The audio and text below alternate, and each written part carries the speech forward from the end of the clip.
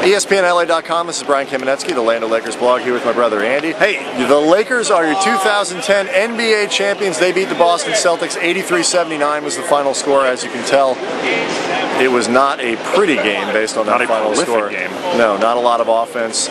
Both teams working incredibly hard throughout.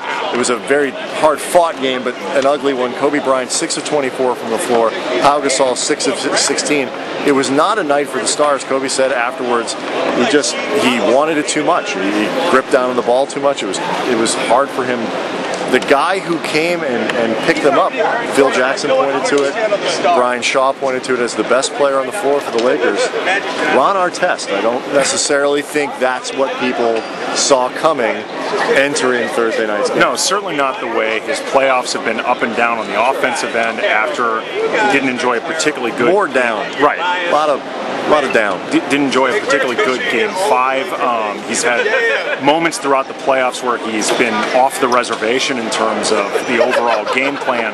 And throughout the season, Artest's understanding of what they're supposed to be doing on the floor has come up at times as problematic. I mean, by his own admission, he hasn't quite gotten it. And for Artest to come through and really carry his team in a Game 7 for a title, beyond just what it was worth to the Lakers, what it was worth to Artest, having spent an entire season being evaluated and having this debate change game to game, minute to minute, second by second, in terms of is he a good fit? Would the Lakers have been better off keeping Trevor Ariza? And nobody ever was able to come up with a consensus opinion. I would say tonight, it's been settled once and for all. Ron Artest not only fits in well, but he proved his worth tonight. Yeah, 20 points in his final line.